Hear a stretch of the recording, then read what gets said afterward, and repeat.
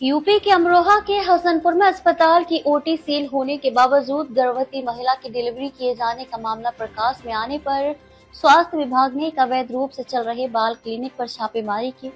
स्वास्थ्य विभाग की टीम को बाल क्लिनिक के अंदर मशीन में रखे नवजात शिशु मिले। स्वास्थ्य विभाग ने बाल क्लिनिक को सील किया है। स्वास्थ्य विभाग को सूचना मिली कि पूट रोड पर, जहां पर उन्होंने 2 दिन पहले लगभग 6 अस्पताल की ओटियों को सील किया था, वहां पर गर्भवती महिला की डिलीवरी की गई तथा शिशु को कुछ फासले पर एक क्लिनिक की मशीन में रख दिया गया है। सूचना मिलते ही नोडल अधिकारी डॉक्टर ध्रुवेंद्र सिंह ने टीम के साथ श्री कृष्णा बाल क्लिनिक पर छापा मार दिया। जब टीम यहां पहुंची तो क्लिनिक से चिकित्सक मौके से फरार हो गया। चिकित्सक का सहायक मौके पर मौजूद था। स्वास्थ्य विभाग टीम ने भीतर बने एक कमरे में जाकर देखा तो वहां मशीन में 4 बच्चे रखे हुए थे। एक शिशु के परिजन मौके पर मौजूद थे, जबकि 3 नवजात शिशु के परिजन मौके पर मौजूद नहीं थे। सूचना मिलते ही शिशुओं के परिजन मौके पर पहुंच गए। स्वास्थ्य विभाग द्वारा शिशुओं को अन्य स्थानों पर शिफ्ट कराने के निर्देश दिए गए तो शिशुओं को उनके परिजन अपने शिशुओं को अन्य स्थान पर ले गए। स्वास्थ्य विभाग के नोडल एवं सामुदायिक स्वास्थ्य केंद्र प्रभारी डॉक्टर ध्रुवेंद्र ने बताया कि अवैध रूप से चल रहे बाल क्लिनिक को सील कर दिया गया है। देखने वाली बात यह है कि स्वास्थ्य विभाग अधिकारियों का झोला छाप डॉक्टरों के दिलों से डर निकल चुका है, क्योंकि स्वास्थ्य विभाग अधिकारियों ने अवैध रूप से चल रहे क्लिनिकों को सील तो किया, लेकिन स्वास्थ्य विभाग की लापरवाही की वजह से झोला छाप डॉक्टरों द्वारा अपने अपने हॉस्पिटलों को चालू कर दिया और अपने अपने हॉस्पिटलों में मरीजों की जान से फिर दोबारा खिलवाड़ करना शुरू कर दिया। जबकि नगर के समुदाय स्वास्थ्य केंद्र में मरीज के लिए सभी सुविधाएं उपलब्ध हैं, लेकिन कोई भी मरीज समुदाय स्वास्थ्य केंद्र में ले आने को तैयार नहीं है। लगभग 3 दिन पूर्व अवैध रूप से चल रहे 6 हॉस्पिटलों को सील किया गया था। उसके बावजूद भी झोला छाप डॉक्टर अपने अपने हॉस्पिटलों को खोलने से नहीं डर रहे। देखने वाली बात यह है कि क्या स्वास्थ्य विभाग अधिकारी इसी तरह अपने काम को अंजाम देते रहेंगे और झोला छाप डॉक्टरों का इसी तरह से कारोबार और लोगों की जान से खिलवाड़ चलता रहेगा। अमरोहा से मोहम्मद चांद अंसारी की रिपोर्ट। यूपी के अमरोहा के कस्बा ढबारसी के गांव की रामलीला में इस बार कुछ अलग और ऐतिहासिक देखने को मिला।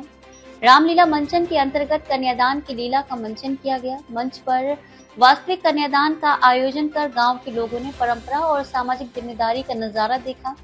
गांव के एक साधारण परिवार के रहने वाले कलुआ की बेटी की बारात रात्रि जनपद संभल के बहजोई के गांव सैजनी से आई थी। सारे वैवाहिक कार्यक्रम कलुआ के घर पर संपन्न हुए, लेकिन बेटी का कन्यादान रामलीला मंच पर बड़े ही धार्मिक और मर्यादित ढंग से ग्रामीणों की उपस्थिति में संपन्न हुआ। मंच पर राम सीता की झांकी सजाई गई थी और उसी माहौल में वर राजेश व वधू संगीता दोनों ने एक दूसरे को वरमाला पहनाई। इसके बाद दोनों पक्षों के माता पिता ने अपने बच्चों को आशीर्वाद दिया। ये दृश्य देखते ही पूरा रामलीला मैदान भावुकता और खुशी से गूंज उठा। हजारों की संख्या में मौजूद दर्शक इस अद्भुत कन्यादान के साक्षी बने।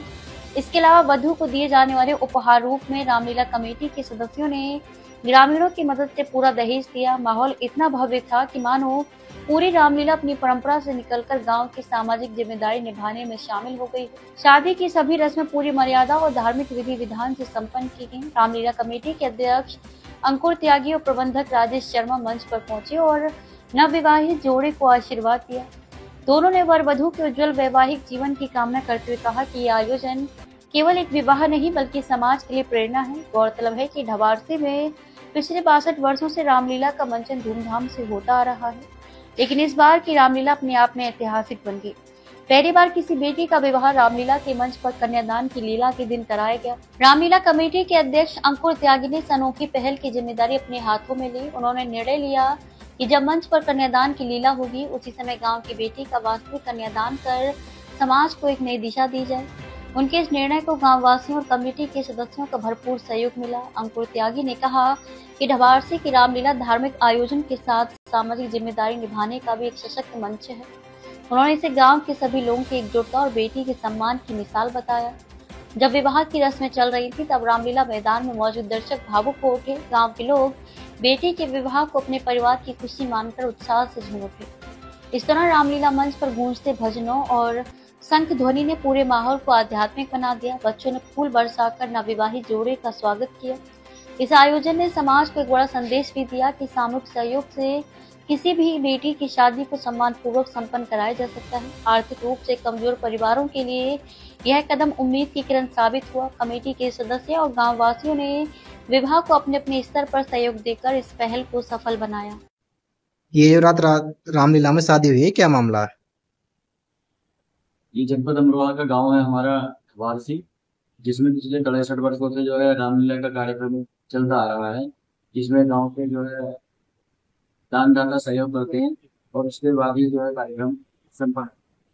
रात भी जो है, ये रात का जो मामला है शादी का, इसमें रामलीला मंचन में कन्यादान का कार्यक्रम होना था। हमने गांव वालों के सहयोग से कमेटी ने मिलकर फैसला किया कि इस बार कन्यादान में जो है हमें ठवारसी की गरीब बेटी की शादी जो है करेंगे, जो गरीब परिवार से होगी उसकी शादी करेंगे, जिसमें गांव वालों ने और कमेटी वालों ने भरपूर सहयोग किया। जिससे जो है रात मंच पर हमने वर और वधू को दोनों को बुलाया और उन्हें आशीर्वाद दिया।